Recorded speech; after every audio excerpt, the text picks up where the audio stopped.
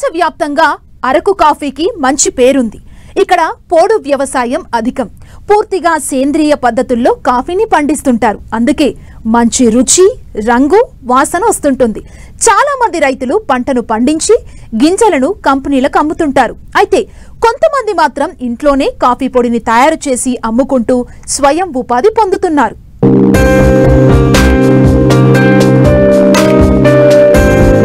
ఉమ్మడి విశాఖ మన్యంలో అరకు కాఫీ అంటే తెలియని వారంటూ ఎవరూ ఉండరు.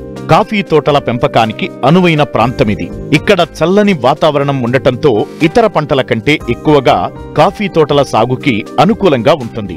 కాఫీ తోటలు ఎదిగి పంట దశకు చేరుకున్న తరువాత పళ్లు తీసి ఎండబెట్టి వాటిని గ్రేడింగ్ చేసి గిరిజన కోఆపరేటివ్ సొసైటీలకు, ప్రైవేట్ కంపెనీలకు అమ్ముతూ ఉంటారు. కొంతమంది మాత్రం నాణ్యమైన గింజలను సేకరించి వేపిన తరువాత పొడి చేసి మార్కెట్లో అమ్ముతుంటారు. ఇలా అమ్మడం వల్ల అధిక ధర లభిస్తుంది.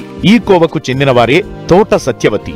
అనకాపల్లి జిల్లా యలమంచిలి మండలం ఏటికొప్పాక గ్రామానికి చెందిన ఈమె గిరిజన ప్రాంతాల్లోని రైతుల వద్ద పిక్కలను కొనుగోలు చేసి స్వయంగా ఇంట్లో కాఫీ పౌడర్ను తయారు చేస్తుంది. చేసిన పౌడర్ను స్థానికంగా అమ్ముతూ ఉపాధి పొందుతున్నారు. నేను ఈ కాఫీ గుండ తయారు చేస్తున్నాను. ఈ పిక్కలు నేను చింతపల్లి, పాడేరు వీళ్ళందరి దగ్గర నేను కొని తెచ్చుకుంటున్నాను. ఆర్గానిక్లో పండించిన పిక్కలు మాత్రమే నేను కొనుక్కొస్తున్నాను. 2 సంవత్సరాల నుంచి ఈ గుండ తయారు చేస్తున్నాను. నేను అక్కడి నుంచి తెచ్చుకొని నేను ఈ గుండ తయారు చేస్తున్నాను. నా దగ్గర లోకల్గా చాలామంది పట్టుకెళ్తున్నారు. చాలామంది పెద్ద పెద్ద వాళ్ళందరూ నాకు ఇంటికి వచ్చి కూడా తీసుకెళ్తున్నారు. ఈ గుండ దిన్సా అనే ఒక కంపెనీ వాళ్ళు నా గుండ పట్టుకెళ్ళారు. తెచ్చి వాళ్ళని గుండ తయారు చేసుకుంటున్నాం. మా అమ్మ, నేను ఇంటి దగ్గరే స్వయం ఉపాధిగా మేము తయారు చేసుకుంటున్నాం. గత 2 సంవత్సరాల నుంచి మేము చేస్తున్నాం. ఇలాగ చాలామంది కంపెనీల వాళ్ళు, చిన్న చిన్న కంపెనీల వాళ్ళు, మామూలుగా వాడేవాళ్ళు వీళ్ళంతా కూడా మా దగ్గరకు వచ్చి గుండ పట్టుకెళ్తున్నారు. నాకు దిన్సా కంపెనీ వాళ్ళు కూడా వచ్చి నా గుండ తీసుకువెళ్ళి వాళ్ళు బ్రాండ్ వేసుకొని వాళ్ళు అమ్ముకుంటున్నారు. నాకు ఎలా లేదన్నా ఒక నెలకి ఒక 50 కేజీలు, 100 కేజీలు గుండ నేను తయారు చేయగలను. ఈ గుండ కేజీ 600కి ఇస్తున్నానండి. నేను ఇలా చాలామంది వచ్చి నా దగ్గర ఈ గుండ పట్టుకెళ్తున్నారు. ఇలాగ నేను నెలకి ఒక 50 కేజీలు, 100 కేజీలు చేసిన నాకు సుమారుగా కేజీ 600 చొప్పున ఇచ్చిన నాకు నెలకి 30,000, 25,000 ఇలాగ ఆదాయం వస్తుందండి. ఇది వేపడంలో ఏమాత్రం తేడా వచ్చిన కంపెనీల్లో అయితే మామూలుగా మిషన్లతో రోస్ట్ చేస్తారు.